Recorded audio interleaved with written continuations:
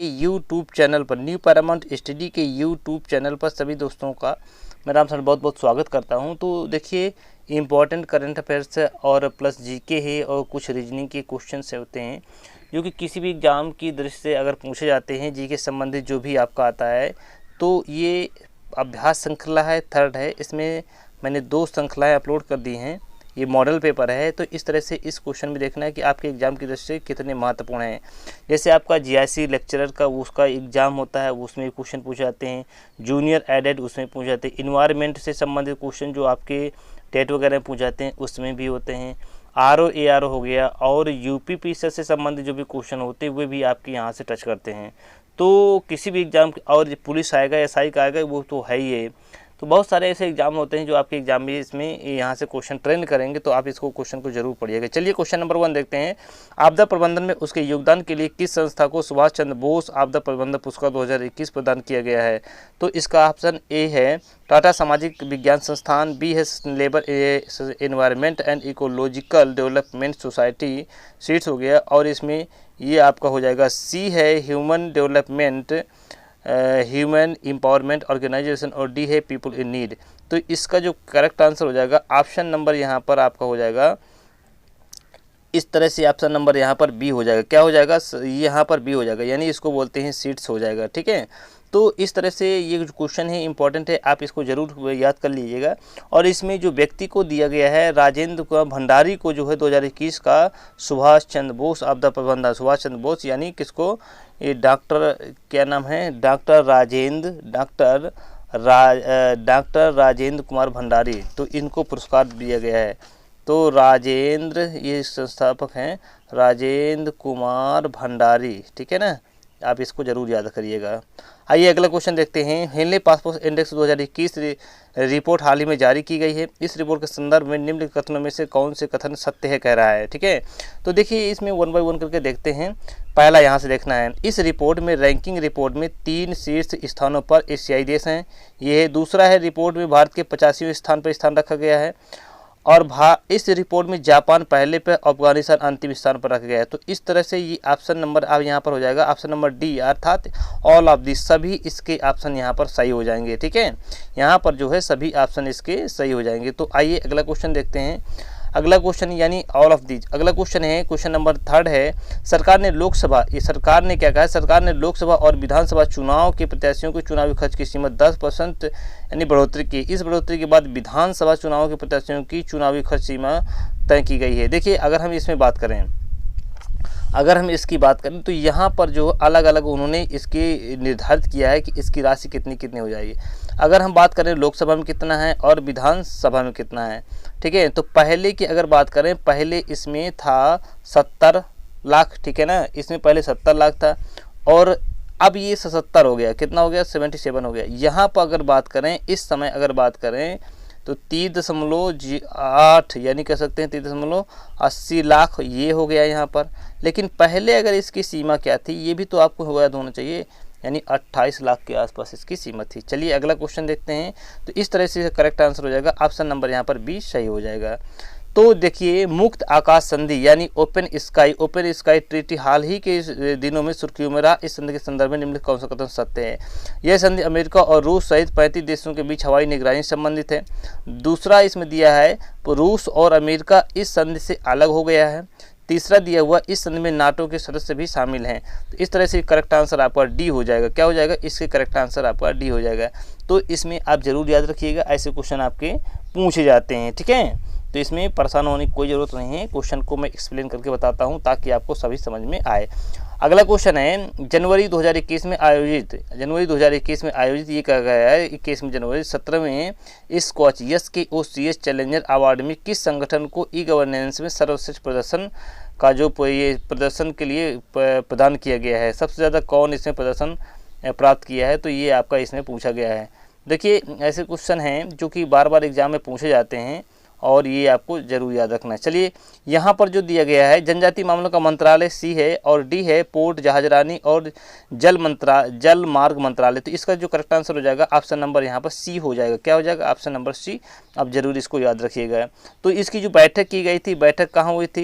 ये बैठक आपकी जनजातीय मामलों के मंत्रालय की जो बैठक हुई थी ये दिल्ली में हो गई थी। इसमें कई अवार्ड आपको इसमें प्रदान किए गए थे, तो आप जरूर इसको याद रखिएगा। अगला क्वेश्चन देखते हैं। Social entrepreneurship of the year India 2020 award से सम्मानित किया गया है। ये इंपॉर्टेंट क्वेश्चन है। तो social entrepreneur of the year India 2020 award से किस सम्मानित किया है? ए अशरफ पटेल, बी है राकेश जी शरण, सी है पृथ्वी सहाय और डी है निकुंज बिहारी। तो इसमें अगर 6 की बात करें तो ये आपको प्रदान किया गया है, अशरफ पटेल को प्रदान किया गया है। ठीक है।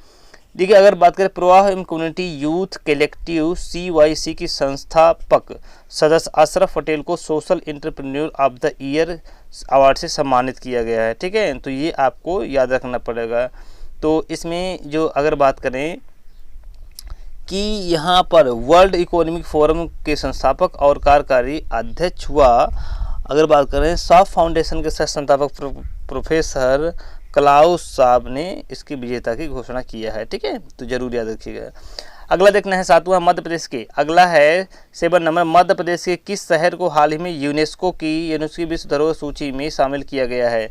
तो 7 का बात करें, मध्य प्रदेश के ऐतिहासिक किला शहर ग्वालियर क्या है? पहला यहाँ पर ग्वालियर और ओरछा जो है, इनको जो है संयुक्त राष्ट्र शैक्षिक वैज्ञानिक एवं सांस्कृतिक संगठन यूनेस्को की विश्व धरोहर की सूची में शामिल किए गए। यूनेस्को ने अपने अर्बन लैंडस्केप सिटी प्रोग्राम के तहत इन दोनों शहरों को विश्व धरोहर की सूची में शामिल किया गया है। तो 1 और 2 और तीसरा को नहीं, खजुराहो को नहीं शामिल किया गया है, तो तीसरा कट गया यहाँ पर, और 1 और 2 यानी इसका जो करेक्ट आंसर हो जाएगा ऑप्शन नंबर यहाँ पर सी सही हो जाएगा। चलिए नेक्स्ट क्वेश्चन देखते हैं। अंतर्राष्ट्रीय दिव्यांग दिवस कब मनाया जाता है? अंतर्राष्ट्रीय दिव्यांग दिवस कब मनाया जाता है? ए ऑप्शन है 1 दिसंबर को, 2 है 2 दिसंबर को, बी है और सी है 3 दिसंबर को और डी है यहाँ पर 5 दिसंबर को। देखिए अगर हम बात करें यहाँ पर इसका हो जाएगा करेक्ट आंसर हो जाएगा आपका सी, 3 दिसंबर को मनाया जाता है। तो 3 दिसंबर को प्रत्येक वर्ष जो है विश्व भर में अंतर्राष्ट्रीय दिव्यांग दिवस के रूप में मनाया जाता है। इस दिवस को मनाने का उद्देश्य दिव्यांगों के हितों की रक्षा करना और समाज में हर वर्ग के दिव्यांगों के बेहतर के लिए जागरूक है, यानी जो दिव्यांग है उनको ठेस न पहुंचे, इसलिए ये दिवस मनाया जाता है और इसके बारे में सब लोग सीख सकें। आगे आइए, आगे देखते हैं। प्रधानमंत्री नरेंद्र मोदी जी से ये क्वेश्चन आया हुआ है, ये देखना है क्या दिया गया है इसमें से। तो यहाँ दिया गया प्रधानमंत्री नरेंद्र मोदी ने हाल ही में माल ढुलाई के लिए विशेष रेल मार्ग न्यू खुर्जा खंड का उद्घाटन किया है। इस रेल मार्ग के संदर्भ निम्न कथनों में से कौन सा कथन सत्य है? तो देखिए यहाँ पर दिया हुआ है, देश में 2 डेडिकेटेड फ्रंट कॉरिडोर गलियारा तैयार किया गया है, ये क्वेश्चन है। न्यू भावपुर न्यू खुर्जा खंड EDFC का हिस्सा है, ये पूछा गया है। WEFC कॉरिडोर में गुजरात के मुंद्रा, कांडला, पीपावा और दाहेज और हजीरा के बड़े बंदरगाहों के लिए फीडर मार्ग होंगे। तो देखिए अगर हम बात करें 9 की, तो इसमें करेक्ट आंसर हो जाएगा ऑप्शन नंबर डी यहाँ पर सही हो जाएगा। सभी जो इसमें दिया गया है इन्फॉर्मेशन वो पूरी का पूरी यहाँ पर सही बताई गई है। नेक्स्ट क्वेश्चन नंबर 10 देखते हैं। क्वेश्चन नंबर 10 है, विश्व में किसी भी देश में सबसे लंबे समय तक यानी पद पर रहने वाले यानी शेख खलीफा बिन सलमान अल खलीफा किस देश के प्रधानमंत्री थे जिनका हाल ही में निधन हो गया? तो इसके ऑप्शन देखते हैं। बहरीन, ए, बी है मिस्र और सी है कतर और डी है सऊदी अरब। तो इसका आंसर हो जाएगा ऑप्शन नंबर ए यानी बहरीन। बहरीन के जो वहाँ के प्रधानमंत्री हैं वो लंबे समय तक वहाँ पर रहे हैं, बहुत समय तक रहे हुए हैं। तो अगर हम इसकी बात करें, ठीक है, जो 24 नवंबर 1935 को बहरीन के शाही परिवार में शेख खलीफा बिन सलमान अल खलीफा का जन्म हुआ था। 15 अगस्त 1971 को बहरीन की स्वतंत्रता से 1 वर्ष पूर्व शेख खलीफा ने पदभार ग्रहण किया था, अर्थात 1970 में। ठीक है, उन्होंने 3 दशकों से अधिक समय तक बहरीन के राजनीतिक और आर्थिक मामलों में एक महत्वपूर्ण भूमिका निभाई थी। ये इंपॉर्टेंट क्वेश्चन है। अगला क्वेश्चन देखते हैं, महत्वपूर्ण क्वेश्चन जो कई बार एग्जाम में पूछा जाता है ऐसे क्वेश्चन। गौतम बुद्ध डैश दिया में धर्म चक्र यानी इसमें दिया है धम्म चक्कपवत पत्तनम सुत, यानी इसमें बोल देंगे धर्मचक्र प्रवर्तन सूत्र का जो है उपदेश दिया है। कहाँ? ए है कपिलवस्तु, बी है लुम्बिनी, सी है बोध गया और डी है सारनाथ। तो अगर हम बात करें इसकी, तो उन्होंने क्या किया है कि धर्मचक्र प्रवर्तन जो दिया है कहाँ पर दिया है, इसका करेक्ट आंसर हो जाएगा सारनाथ हो जाएगा। तो गौतम बुद्ध के प्रथम उपदेश को धर्मचक्र प्रवर्तन कहा गया। गौतम बुद्ध अपने प्रथम उपदेश सारनाथ में दिया है, पहला उपदेश दिया है, ठीक है। सारनाथ को अन्य ऋषिपत्तनम, इसको बोलते हैं ऋषिपत्तनम के नाम से भी हम जानते हैं, तो आप इसको जरूर याद रखिएगा, ठीक है। तो गौतम बुद्ध ने अपना सर्वाधिक उपदेश कौशल देश की राजधानी श्रावस्ती में दिया। क्वेश्चन पूछा जाता है कि गौतम बुद्ध ने सर्वाधिक उपदेश, यानी सर्वाधिक उपदेश दिया है, कहाँ दिया है इन्होंने? सर्वाधिक जो उपदेश दिया है कहाँ पर दिया हुआ है, यानी कौशल की राजधानी श्रावस्ती में इन्होंने सबसे ज़्यादा उपदेश दिया है। तो आप जरूर इसको याद रखिएगा। अगला क्वेश्चन है खगोलविद बराहमिहिर और कवि कालिदास किसके दरबार के हिस्से थे? ए है विक्रमादित्य, बी है बिंबिसार, सी है बिंदुसार और डी है पृथ्वीराज चौहान। तो इसका जो करेक्ट आंसर हो जाएगा ऑप्शन नंबर यहाँ पर ए सही हो जाएगा, यानी विक्रमादित्य के दरबार में थे। खगोलविद बराहमिहिर और कवि कालिदास गुप्त, यानी कह सकते इनका 375 ईस्वी से लेकर के 415 के बीच की बात है। यहाँ की बात है कि शासनकाल के प्रमुख कवि थे चंद्रगुप्त। समुद्रगुप्त का उत्तराधिकारी चंद्रगुप्त द्वितीय था। चंद्रगुप्त द्वितीय के अन्य नाम है इसके, देखिए चंद्रगुप्त विक्रमादित्य द्वितीय, इसके अन्य नाम भी इसमें दिए गए हैं। देवगुप्त बोलते हैं, क्या बोलते हैं? देवगुप्त बोलते हैं। दूसरा है देवराज बोलते हैं, इनको देवराज बोलते हैं। और अन्य नाम है देवश्री है, ये दिए गए। उपाधि इनकी देखते हैं कौन कौन सी उपाधियों से इनको सम्मानित किया गया है। उपाधि देखते हैं कौन कौन सी दी गई है इनको। पहली उपाधि विक्रमांक दिया गया है, विक्रमांक दिया गया है, उपाधि दी गई है। दूसरा है विक्रमादित्य, ये भी कई बार पूछा जाता है विक्रमादित्य। और परम भागवत, क्या है? परम भागवत। तो इस तरह से इनको ये उपाधि दी गई है, तो जरूर इसको आप याद करिएगा। चंद्रगुप्त के दरबार में 9 विद्वानों की मंडली रहती थी। कालिदास, धन्वंतरी और छपड़क और अमर सिंह, शंकु, वेताल, भट्ट, घटकर पर और बराहमिहिर और वर रुचि, इस तरह से 9 वहाँ पर जो विद्वान रहते थे वो मौजूद रहते थे। तो इनके बारे में बताया गया। चलिए लौह, अगला क्वेश्चन नेक्स्ट है, लौह और रक्त की नीति किसने अपनाई थी? ए ऑप्शन है बलबन, बी ऑप्शन अलाउद्दीन खिलजी और सी ऑप्शन है मोहम्मद बिन तुगलक और डी है यहाँ पर बाबर। तो देखिए ये ऑप्शन नंबर इसका ए हो जाएगा यहाँ पर सही, यानी बलबन के शासनकाल में लौह और रक्त की नीति अर्थात कठोर नीति गुलाम वंशी शासक जो है बलबन के समय अपनाई गई थी। बलबन ने विद्रोहियों को कमजोर करने तथा मंगोल आक्रमण से रक्षक के लिए यह नीति अपनाई थी। बलबन राजत्व सिद्धांत को ऊंचा करने के लिए सिजदा एवं पैबोस, यह पूछा गया क्वेश्चन है, सिजदा एवं पैबोस ये 2 जो इन्होंने चलाया था, ठीक है, प्रथा आरंभ किया था। बलबन ने नवरोज उत्सव का शुरू किया। और एक और है नवरोज उत्सव भी इन्होंने चलाया था। ये क्वेश्चन इंपॉर्टेंट है, इसलिए बार बार यहाँ पर मैं रीराइट भी कर रहा हूँ, लिख भी रहा हूँ, तो आप लिखो जरूर सुनिएगा। अगला क्वेश्चन देखते हैं। अगला क्वेश्चन यहाँ पर इंपॉर्टेंट क्वेश्चन है, भक्ति आंदोलन को उत्तर भारत में लाने का श्रेय इनमें से किसको जाता है? भक्ति आंदोलन को उत्तर भारत में लाने का श्रेय किसको जाता है? ए है रामानुज और बी है मध्याचार और सी है रामानंद और डी है इसमें रामदास। इसका जो 14 का करेक्ट आंसर हो जाएगा रामानंद जो है इन्होंने भक्ति आंदोलन मध्यकालीन भारत का संस्कृत इतिहास था। इस काल में सामाजिक धार्मिक सुधारों द्वारा भगवान को विभिन्न तरीकों से प्रचारित किया जाता था। इस आंदोलन का आरंभ देख लीजिए, यहाँ पर 800 ईस्वी से लेकर के 1700 ईस्वी तक का समय जो माना जाता है, ठीक है, इसी भी दक्षिण भारत में अलवारों एवं नायनारों से हुआ है। भक्ति आंदोलन के नेता रामानंद इसे उत्तर भारत लाए, ठीक है। उन्होंने लोगों को यह सिखाया कि भगवान राम के प्रति प्रेम और समर्पण रखने तथा उनके नाम के उच्चारण से मुक्ति मिलती है। तो ये आपका इंपॉर्टेंट क्वेश्चन रहा। क्वेश्चन नंबर 15 है, प्रसिद्ध विरूपाक्ष मंदिर कहाँ अवस्थित है? विरूपाक्ष मंदिर कहाँ अवस्थित है? तो ए है हम्पी, बी है भद्राचलम, सी है श्रीकालाहस्ती और डी है तिरुपति। तो इसका जो करेक्ट आंसर हो जाएगा ऑप्शन नंबर ए, यानी कह सकते हैं कि ये हम्पी हो जाएगा। क्या हो जाएगा? हम्पी। तो हम्पी विरूपाक्ष मंदिर हम्पी कर्नाटक में स्थित है। यहाँ पर ध्यान दीजिएगा, कहीं कहीं पूछ लेता है कर्नाटक, स्टेट का नाम पूछे तो कर्नाटक में स्थित है। और ये मंदिर जो भगवान किसको समर्पित है, ये मंदिर जो है शिव को समर्पित है। किसको? शिव को समर्पित है। तो आप ये भी याद रखिएगा। नेक्स्ट क्वेश्चन देखते हैं, भारत में काजू का प्रथम परिचय किन लोगों ने दिया था? देखिए इंपॉर्टेंट क्वेश्चन है, ये आधुनिक भारत का क्वेश्चन है। ए है डच है, बी है ब्रिटिश है, सी है फ्रांसीसी और डी है पुर्तगाली। तो इसका जो करेक्ट आंसर हो जाएगा ऑप्शन नंबर डी यानी पुर्तगाली हो जाएगा। तो पुर्तगालियों ने बहुत ऐसे भारत में जो लेकर के आए थे, तंबाकू, मूंगफली, आलू, लाल मिर्च, मकई, टमाटर, शकरकंद, चीकू और इस तरह से काजू, अमरूद, पाइन एप्पल और शरीफा इत्यादि इस प्रकार से लाए थे। देखिए अगर हम बात करें यहाँ पर तो इसके अलावा भारत में पहली बार प्रिंटिंग प्रेस का प्रयोग किया गया था। कहाँ? भारत में पहली बार, यानी पहली बार जो है प्रिंटिंग प्रेस, क्या है? प्रिंटिंग प्रेस भी चालू हुई थी। और दूसरा यहाँ पर अगर बात करें, जहाज निर्माण भी चालू हुआ था। क्या हुआ था? जहाज निर्माण भी चालू हुआ था यहाँ पर, ये भी आपको याद रखना है। तो इस तरह से इन्होंने ये लाए थे। नेक्स्ट क्वेश्चन है 17 का, देखते हैं। हिंदू विधवा पुनर्विवाह अधिनियम 1856, जिसमें अधिनियम की बात करें यहाँ पर, कौन सा अधिनियम है? 1856 भी कहा जाता है। 26 जुलाई 1856 को लागू किया गया, जिसे लार द्वारा पारित किया गया। ए ऑप्शन है Harding, B option Auckland, C option है कैनिंग और डी ऑप्शन है मैटकॉफ। तो इसका जो करेक्ट आंसर हो जाएगा ऑप्शन नंबर यहाँ पर सी हो जाएगा, कैनिंग हो जाएगा। क्या हो जाएगा? कैनिंग हो जाएगा। तो इस तरह से आप जरूर इसको याद रखिएगा। 18 नंबर का क्वेश्चन देख लेते हैं। आर्य समाज की आर्य समाज की स्थापना किसने किया था?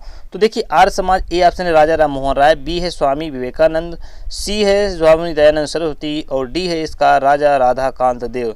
तो 18 का जो करेक्ट आंसर हो जाएगा ऑप्शन नंबर सी हो जाएगा, स्वामी दयानंद सरस्वती। आर्य समाज की स्थापना किसने? स्वामी दयानंद सरस्वती ने की थी।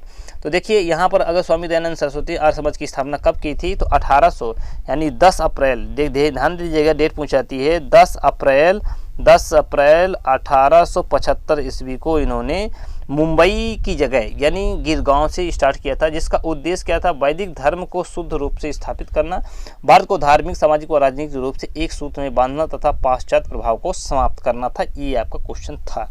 चलिए, असहयोग आंदोलन कब पारित किया गया, कब वापस लिया गया? असहयोग आंदोलन कब पारित किया?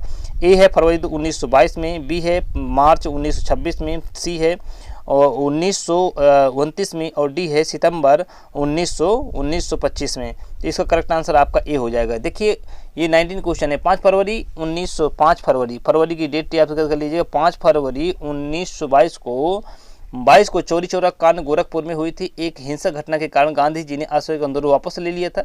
इस चोरी की घटना में उग्र भीड़ ने पुलिस थाने को आग लगा दी, जिसमें 22 पुलिसकर्मी जो इसमें मारे गए थे। जरूर आप इसको याद रखिएगा। चलिए नेक्स्ट क्वेश्चन देखते हैं। हड़प्पा सभ्यता के एक हिस्से लोथल की खुदाई की खोज किसने की थी? ए है दयाराम साहनी, बी है रखालदास बनर्जी और सी है SR राव और डी है RS बिष्ट। इसका करेक्ट आंसर हो जाएगा ऑप्शन नंबर यहाँ पर सी हो जाएगा। ठीक है, RS राव जो है यहाँ पर सही हो जाएगा। अगर हम बात करें लोथल की खोज कब की थी? 1957 में हुई थी। खोज जो हुई थी 1957 में लोथल की खोज हुई थी। लोथल की खोज 1957 में हुई थी, जरूर याद रखिएगा।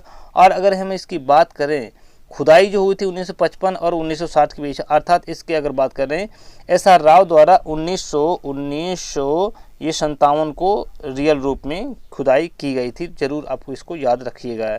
ठीक है, तो SR राव द्वारा की गई थी। अगला क्वेश्चन देखते हैं। अगला क्वेश्चन है, भारत का सबसे बड़ा एकल द्वीप सुदूर दक्षिण में कौन सा स्थित है? ए है रामेश्वरम द्वीप, बी है मिनिकॉय द्वीप, सी है यानी कार निकोबार द्वीप और डी है ग्रेट निकोबार द्वीप। देखिए 21 का जो करेक्ट आंसर हो जाएगा ऑप्शन नंबर यहाँ पर डी सही हो जाएगा, ग्रेट निकोबार द्वीप समूह सही हो जाएगा। तो भारत का दक्षिणतम द्वीप बड़ा ग्रेट निकोबार के नाम से भी जाना जाता है, जिसका दक्षिणम बिंदु भारत का दक्षिणम बिंदु यानी 6 डिग्री 30 मिनट उत्तरी अक्षांश होते हैं, जिसे इंदिरा पॉइंट कहा जाता है। जबकि प्रायद्वीप भारत का मुख्य बिंदु से दक्षिणतम बिंदु केप केमोरिन के नाम से भी हम जानते हैं।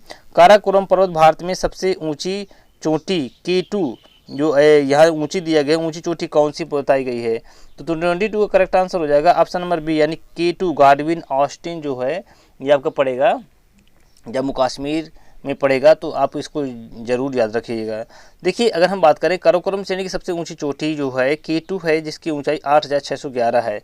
K2 की जो 8611 मीटर बताई गई है, जरूर याद रखिए। भारत की सबसे ऊंची चोटी है K2, ये पाक अधिकृत कश्मीर में है, ठीक है, पाक के अधिकृत। अगर पूरी तरह से भारत में स्थित सबसे ऊंची चोटी कंचनजंगा 8558 मीटर है, जो सिक्किम राज्य में स्थित है। पूछा जाता है कंचनजंगा कहाँ है, तो कंचनजंगा जो है ये आपका पड़ेगा सिक्किम में पड़ेगा। कहाँ पड़ेगा, सिक्किम में पड़ेगा, तो जरूर आपको इसको याद रखना है। तो अन्य चोटियों के नाम भी दिए हुए, नंदा देवी है, नंगा पर्वत है, माउंट एवरेस्ट, इस तरह से ये माउंट एवरेस्ट नेपाल में पड़ता है। भारत में नंदा देवी, नंगा पर्वत भी ये पड़ते हैं। अगला क्वेश्चन है 23 का क्वेश्चन देख लेते हैं।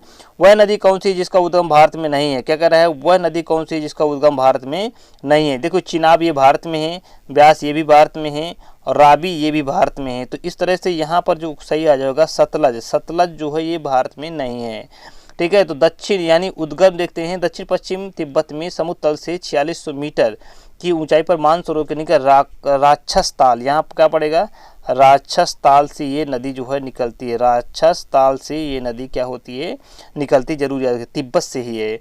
उत्तर भारत में बहने वाली सदा नीरा नदी है, ये हमेशा जो है हिमालय से निकलने वाली नदी है, इसलिए सभी हमेशा ये भरी भरी रहती है। इन नदी की लंबाई पंजाब में बहने वाली 5 नदियों में सबसे अधिक है, ये भी याद रखना है। हिमाचल के भाखड़ा में इस नदी पर भाखड़ा नांगल बांध बनाया गया, सतलज नदी बनाया गया है, और बांध के पीछे एक विशाल गोविंद सागर जलाशय बनाया गया है, ये भी आपको यहाँ पर याद रखना है। तो ब्यास नदी हर के बराज में ब्यास नदी उद्गम हिमाचल प्रदेश के रोहतांग दर्रा से ब्यास नदी निकलती है, ये आपको ध्यान रखना है। रोहतांग दर्रे से ये आपकी ब्यास नदी निकलती है, ठीक है, ये आपको ध्यान रखना है। चिनाब नदी चंद्रभागा नदी बोलते हैं, चिनाब को क्या बोलते हैं, चिनाब को चंद्रभागा नदी के नाम से जानते हैं। और ये बारालाचा दर्रा यानी हिमाचल प्रदेश से निकलती है, बारालाचा दर्रा, ठीक है, बारालाचा दर्रा याद रखना है। चलिए अगला क्वेश्चन देखते हैं। तो इसका ये आपका सी हो जाएगा। आप 24 का देखते हैं। खादर और बांगर निम्नलिखित में से किस प्रकार की मिट्टी है, ए ऑप्शन काली, बी है जलोढ़, और सी है इसमें लाल, और डी है इसमें लैटेराइट। तो इसका जो करेक्ट आंसर आपका बी हो जाएगा, यानी लैटेराइट हो जाएगा। क्या हो जाएगा, बी हो जाएगा। तो नदियों द्वारा लाई गई मिट्टी को जलोढ़ कहते हैं। इस मिट्टी में पोटास की बहुलता होती है, लेकिन नाइट्रोजन, फास्फोरस एवं ह्यूमस की कमी होती है। भारत की सबसे उपजाऊ मिट्टी मानी गई है। पुरानी जलोढ़ मिट्टी को बांगर और नई को हम क्या कहते हैं, यहाँ पर जलोढ़ को खादर कहा जाता है। जलोढ़ मिट्टी उर्वरता की दृष्टि धान, गेहूं, मक्का, तिलहन और यहाँ पर दलहन आदि फसलों के लिए अच्छी मानी जाती है, तो इसलिए करेक्ट आंसर आपका बी यहाँ पर हो जाएगा। अगला देखते हैं, निम्नलिखित में कौन सा एक भारतीय कृषि की मुख्य विशेषता कह रहा है नहीं है। क्या है, मुख्य विशेषता इसमें नहीं बताया गया है। कौन सा भारतीय कृषि की मुख्य विशेषता नहीं है, ए है ये मानसून पर आधारित है, बी है कृषि पर जनसंख्या का दबाव है, यह निर्वाह कृषि है, इसमें से औद्योगिक फसलों की प्रधानता है। देखिए 25 का कृषि भारतीय की कुछ प्रमुख विशेषताएं निम्नलिखित हैं। क्या क्या विशेषताएं होनी चाहिए, निर्वाह कृषि हो गया, जैसे कृषि पर जनसंख्या का दबाव हो गया, जानवरों का महत्व हो गया, मानसून पर निर्भरता हो गया, फसलों की विविधता हो गया, खाद्य फसलों की प्रधानता हो गई, औद्योगिक ज्ञान दिया है, जबकि औद्योगिक फसलों की प्रधानता यहाँ पर नहीं है। तो 25 का करेक्ट आंसर आपका डी हो जाएगा। इनमें से औद्योगिक जो फसलों की जो इसमें प्रधानता नहीं बताई गई है, तो इसको आप जरूर याद रखिएगा। अगला कौन सा बंदरगाह कृत्रिम बंदरगाह है, देखिए यहाँ पर बात करें चेन्नई है, विशाखापत्तनम है, मुंबई है। तो अगर हम बात करें यहाँ पर, ये आपका जो कृत्रिम बंदरगाह है आपका ए ऑप्शन सही हो जाएगा, यानी चेन्नई हो जाएगा। ये जो है आपका सबसे गहरा बंदरगाह है, और मुंबई ये सबसे आपका बड़ा है या पुराना भी है। तो ये दोनों जो हैं कैसे हैं, ये दोनों बंदरगाह क्या है, ये प्राकृतिक है। क्या है, ये प्राकृतिक बंदरगाह यहाँ पर हैं, तो जरूर उसको आप याद रखें। अब देखते हैं इसका एक्सप्लेन थोड़ा देख लेते हैं। चेन्नई बंदरगाह तमिलनाडु के तट पर स्थित कृत्रिम बंदरगाह है। विशाखापत्तनम 1933 में क्या बताया गया है, विशाखापत्तनम की अगर हम बात करें यहाँ पर 1933 में ये बन करके तैयार हुआ था, विकसित एक प्राकृतिक बंदरगाह है। मुंबई बंदरगाह पश्चिमी तट पर है, मुंबई बंदरगाह पश्चिमी तट पर का सबसे बड़ा प्राकृतिक बंदरगाह है। ब्रिटिश सरकार द्वारा इसको यानी 1672 ईस्वी में इसको बनाया गया था। मोस्ट इंपॉर्टेंट क्वेश्चन है, जरूर यहाँ से एक क्वेश्चन आपके एग्जाम में पूछा ही जाता है। तो चलिए अगला क्वेश्चन देखते हैं। अगला क्वेश्चन क्या है, आइए अगला क्वेश्चन, निम्नलिखित में से किसने पहले 1935 में संविधान सभा का सुझाव प्रस्ताव किया था। ए ऑप्शन यहाँ पे दिया हुआ है, देखिए ए ऑप्शन क्या क्या दिए हुए हैं, ये भी आपको यहाँ पर ध्यान रखना है। तो ए ऑप्शन है पंडित नेहरू है, बी ऑप्शन है गांधी है, और सी है जेपी नारायण है, और डी इसमें दिया हुआ है एम.एन. राय। तो इसका जो करेक्ट आंसर हो जाएगा डी हो जाएगा एम.एन. राय। भारतीय कांग्रेस ने आधिकारिक तौर पर पहली बार 1935 में, कब 1935 में जो है 1935 में जो है एक संविधान सभा की मांग की थी। संविधान सभा का गठन विचार जो सर्वप्रथम दिए थे एम.एन. राय के द्वारा, दिमाग में इनके उभर करके आया था। ब्रिटिश सरकार ने लिथगो प्रस्ताव या अगस्त प्रस्ताव, देखो अगस्त प्रस्ताव 1940 में द्वितीय विश्व युद्ध की समाप्ति पर संविधान सभा के गठन पर विचार किया गया था की बात कही थी। कृष्ण मिशन 1942 में ही सर्वप्रथम भारतीयों की संविधान सभा की मांग को स्वीकार किया गया। ब्रिटिश कैबिनेट 1946 के तहत संविधान सभा नवंबर 1946 में अस्तित्व में आई थी। तो इतना आपको इसके बारे में जरूर याद रखना है। अंतर्राष्ट्रीय शांति और सुरक्षा को बढ़ावा देने के संदर्भ में संबंधित प्रावधान भारतीय संविधान के निम्नलिखित में से किसके अंग के रूप में माना गया है। देखिए यहाँ पर ए है मौलिक अधिकार, बी है राज्य के नीति तत्व है, डी है मौलिक कर्तव्य है, और यहाँ पर डी है राज्य। तो इसका करेक्ट आंसर आपका बी हो जाएगा। राज्यों के नीति निर्देशक तत्व जो है माने गए। अंतर्राष्ट्रीय शांति और सुरक्षा अनुच्छेद की अगर बात करें अनुच्छेद 51 में माना गया। किसमें? 51 को माना गया। बढ़ावा देने संबंधी प्रावधान किए गए हैं। नीति निर्देशक तत्व सिद्धांत है। संविधान में राज्य के नीति निर्देशक शब्दों के सिद्धांत का वर्णन किया गया है। देखिए अगर हम बात करें यहाँ पर तो संविधान के यानी भाग 4 में दिया गया है, भाग 4 में दिया गया है, और ये 36 से लेकर के 51 तक दिया। भाग 4 36 से लेकर के 51 अनुच्छेद पे इसका वर्णन किया गया है, जरूर याद रखिएगा। अगला क्वेश्चन है राज्यसभा के पदेन, यानी अगला क्वेश्चन दिया गया है कि राज्यसभा के पदेन यानी पदेन अध्यक्ष कौन होते हैं। ए ऑप्शन राष्ट्रपति, बी ऑप्शन है उपराष्ट्रपति, सी ऑप्शन प्रधानमंत्री। जो नए व्यूअर हैं वो लाइक करें, शेयर करें, सब्सक्राइब जरूर करें। बताना है आपका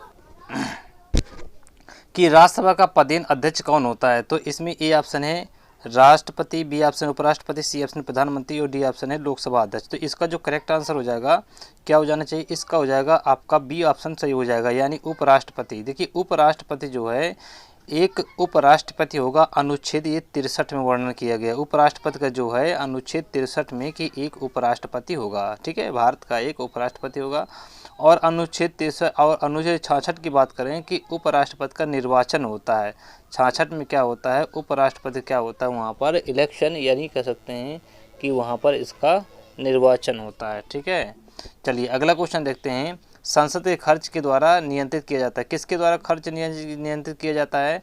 ए ऑप्शन राष्ट्रपति, बी ऑप्शन है वित्त आयोग, सी है प्रधानमंत्री, डी है नियंत्रक एवं महालेखा परीक्षक। तो इसका जो है ये आपका हो जाएगा डी ऑप्शन, नियंत्रक एवं महालेखा परीक्षक जो है इसका उल्लेख किया गया है। राष्ट्रपति के संसद के द्वारा यानी संसद के जो खर्च जो होते हैं इसी के द्वारा कंट्रोल किए जाते हैं इसको, ठीक है। अगला क्वेश्चन देखते हैं। भारत में महिलाओं के लिए आरक्षण उपलब्ध है। देखिए यहाँ पर अगर बात करें तो यहाँ पर लोकसभा में नहीं, बिल्कुल भी नहीं है, राज्यसभा में भी बिल्कुल भी नहीं है, और पंचायती राज संस्थाओं ये ऑप्शन सी हो जाएगा। यहाँ पर महिलाओं के लिए 1/3 सीटों का आरक्षण उपलब्ध है। अगर हम बात करें यहाँ पर 73वें संविधान संशोधन और 74वें संविधान संशोधन की अगर बात करें कि 73 और 74वें में संविधान संशोधन के तहत जो है इसमें यानी कह सकते हैं कि 1992 में जो है इसको अधिनियम आया था। 1992 में एक अधिनियम आया था जिसके अंतर्गत ये बताया गया था कि इसमें आरक्षण की सुविधा यानी पंचायती राज व्यवस्था को यहाँ पर लागू किया गया था। तो इसमें अगर हम बात करें कि विषय कितने हैं, इसमें आपके जो विषय की बात करें एक है यहाँ पर कितने विषय हैं, एक आपके दिए हुए हैं। अगर पहले की बात करें इसकी बात करें तो इसके विषय आपके हो जाएंगे, एक हो जाएगा 19 हो जाएगा और एक हो जाएगा 18 हो जाएगा। अगला क्वेश्चन है नीति आयोग के अध्यक्ष कौन है। नीति आयोग के अध्यक्ष क्या है? एक ए है राष्ट्रपति, बी है RBI गवर्नर, और सी है वित्त सचिव, और डी है प्रधानमंत्री। तो नीति आयोग के अध्यक्ष जो होते हैं ये कौन होते हैं? प्रधानमंत्री होते हैं। इसमें एक क्या होता है, एक कह सकते हैं उप प्रधानमंत्री हो जाएगा, और इसके अंतर्गत जो है प्रधानमंत्री और एक सभापति एक उपसभापति इस तरह से इसमें दिया गया है, ठीक है। तो ये ऑप्शन नंबर डी यहाँ पर 1 जनवरी 2014 को वित्त आयोग का गठन किया गया था। 1 जनवरी 2015 को इसका गठन किया गया था। निम्नलिखित में कौन सा भारतीय अर्थव्यवस्था, निम्नलिखित में से कौन सा भारतीय अर्थव्यवस्था जो है यहाँ पर बताया गया है कि भारतीय अर्थव्यवस्था प्राथमिक क्षेत्र है। तो देखिए अर्थव्यवस्था की अगर बात करें तो इसमें 3 तरह का क्षेत्र बताया गया है अर्थव्यवस्था में। फर्स्ट हो गया, सेकंड हो गया और यहाँ पर थर्ड हो गया। यहाँ चर्चा कर लेते हैं। फर्स्ट में एग्रीकल्चर हो गया, कोयला हो गया, इस तरह के ये क्षेत्र आते हैं।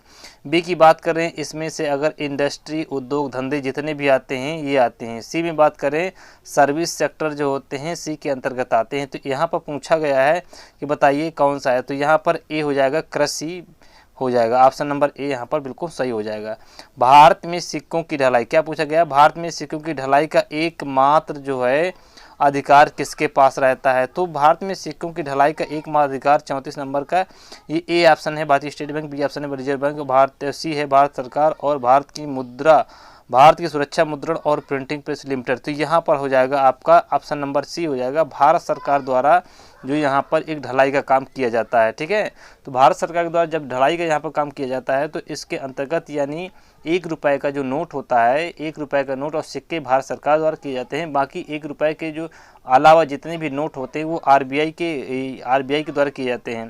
क्वेश्चन पूछा जाता है कि 1 रुपये के नोट पर किसके हस्ताक्षर होते हैं, तो वित्त सचिव के होते हैं। ठीक है, और बाकी नोट पर ये आरबीआई के गवर्नर के साइन होते हैं, ये जरूर याद रखिएगा। अगला क्वेश्चन देखते हैं, 2001 से लेकर के 2011 की जनगणना के बीच भारत में जनसंख्या में वृद्धि हुई है। तो कितनी हुई है, ये वृद्धि हुई थी 17.7 हुई है। अगर हम क्षेत्रफल की बात करें तो 2.4 जो कि है पूरे विश्व के क्षेत्रफल का, भारत का क्षेत्रफल 2.4% यहाँ पर रखा गया है। तो ये भी आपको यहाँ पर याद रखना पड़ेगा।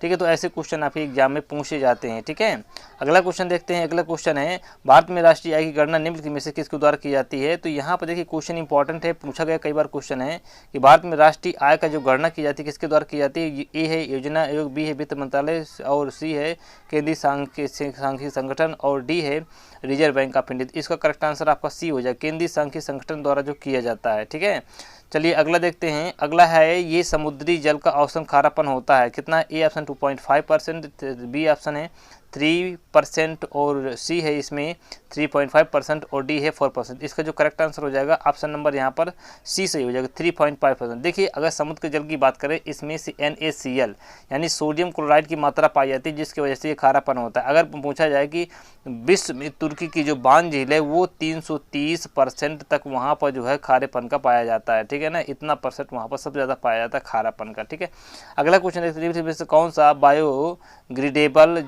जैव निम्नीकरण सामग्री नहीं है कह रहा है। तो इसमें से कपास, ए ऑप्शन है, बी ऑप्शन है जानवर की हड्डी, सी ऑप्शन है एल्युमिनियम फॉइल, और डी है लकड़ी। तो इसका जो करेक्ट आंसर हो जाएगा आपका सी हो जाएगा, ये बिल्कुल भी यहाँ पर नहीं माना गया है। तो इस तरह से जो क्वेश्चन है आपके एग्जाम में कई बार पूछे जाते हैं, तो आप इसको जरूर याद रखिएगा। अगला क्वेश्चन देखते हैं, निम्न में से क्या जलीय निकाय में होने वाले प्रदूषण में योगदान नहीं करता है। कौन सा ऐसा चीज़ है जो योगदान नहीं करता, 39 का।